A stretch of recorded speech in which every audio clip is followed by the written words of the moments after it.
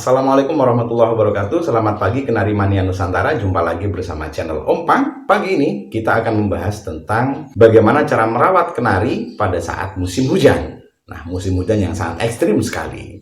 Nah, alhamdulillah berdasarkan pengalaman saya, cara yang saya lakukan ini berhasil. Kenari sehat dan berproduksi maksimal. Nah, bagaimana pengalaman ini? Silahkan tonton terus channel ini. Jangan lupa like and subscribe. Semoga bermanfaat.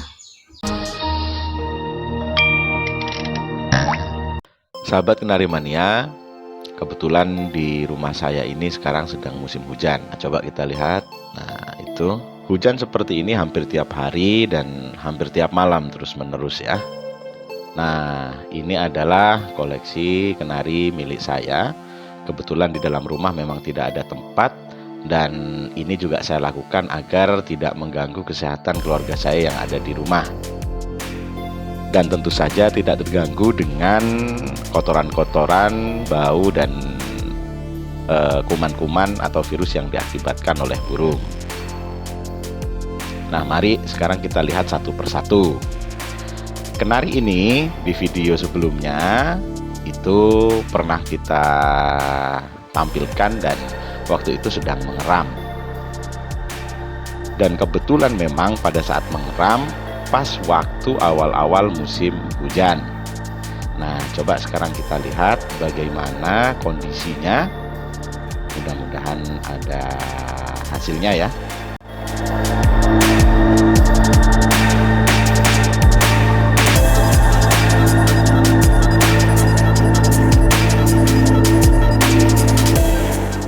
Nah, sahabat Kenari Mania, burungnya sudah saya turunkan. Sebentar lagi coba kita cek apakah sudah menetas atau belum.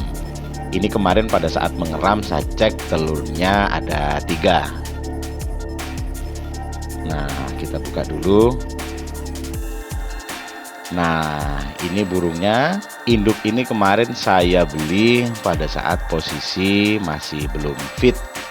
Dari si pemilik burung menyampaikan bahwa burung ini sudah kurang lebih 6 kali produksi ya. Itu kita lihat bulu-bulu yang ada di lehernya sudah mulai rontok, dan pada saat itu memang burung ini kondisinya lumayan cukup parah. Jadi pilek, serak, lalu kemudian kakinya juga berjamur. Saya rawat kurang lebih 1,5 bulan, dan alhamdulillah birahinya sudah mulai muncul, dan pada saat itu saya kawinkan. Nah, sahabat Kenari Mania, nah kita lihat bersama ternyata ini sudah menetas ya, alhamdulillah. Sepertinya dari telur 3, alhamdulillah jadi semua ini menetas. Meskipun dalam kondisi hujan dan tanpa ada penghangat atau lampu, hanya mengandalkan kerodong untuk penghangatnya. Nah, bagaimana cara merawat burung ini tanpa penerangan dan tanpa lampu penghangat di musim hujan yang sangat ekstrim ini bisa menetas? Nah, berikut yang saya siapkan. Biasanya setiap hari saya memberi asupan makanan berupa sawi daging. Selain sawi daging, saya juga memberikan telur ya, untuk menjaga gizi babonnya. Saya juga setiap 3 kali sehari memberikan vitamin. Nah, untuk sahabat Kenari Mania terserah menggunakan vitamin apa, tapi selama ini saya menggunakan Ebot Fit karena ya lebih murah, lalu kemudian ukurannya juga lebih besar ya. Dan jangan lupa yang lebih penting lagi adalah makanan biji-bijian. Nah, coba kita lihat di sini saya menggunakan beberapa jenis makanan biji-bijian. Di antaranya ini ada kenari seed ya, biasa makanan pokoknya, lalu kemudian dicampur dengan biji sawi yang hitam bulat-bulat ini. Lalu juga saya memberikan biji niger, ini yang hitam, hampir sama dengan kenari seed. Nah, biji tiger ini mampu menghasilkan kalori tubuh lebih banyak daripada biji-biji yang lain, sehingga dengan kalori yang bagus, kehangatan tubuh burung tetap terjaga di musim hujan. Selanjutnya, kebutuhan pokok yang sangat penting sekali ini adalah air.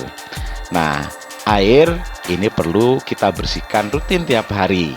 Karena kalau terlalu lama kita biarkan, bisa saja ada jintik di situ, jintik yang akan tumbuh menjadi nyamuk Aedes aegypti, dan ini berbahaya selain bagi keluarga juga bagi burungnya. Nah, selama musim hujan, saya rutin memberikan seluruh kenari saya ini dengan minuman yang sudah matang ya. Nah, dengan pemberian air yang sudah dimasak atau sudah matang, ini tidak mengandung kuman-kuman ya atau bakteri-bakteri sehingga bisa menyehatkan burung. Kalau air yang kita berikan air mentah, tentu saja masih banyak bakteri dan kuman, dan ini berbahaya juga bagi burung di musim hujan. Selanjutnya yang terakhir, karena memang tidak ada penghangat ya, jadi saya memanfaatkan kerodong dari bahan-bahan bekas, bisa kaos-kaos bekas atau bahan-bahan kain bekas yang lain. Nah, inilah rahasianya sahabat kenari mania. Dengan kerodong ini, jadi burung bisa lebih hangat dan tidak terganggu dengan suasana yang ada di luar. Oke, sekarang saatnya kita taruh lagi di atas.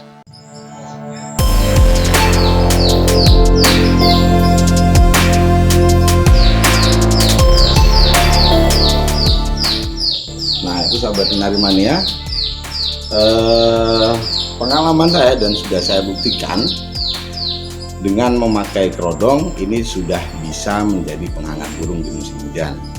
Tentu saja dengan menjaga kebersihan, dan sekali lagi ini saya tempatkan di luar, tidak direkomendasikan untuk sahabat kenari mania yang belum bisa dipastikan bahwa lingkungan di sekitarnya aman, karena rawan terjadi hal-hal yang tidak diinginkan.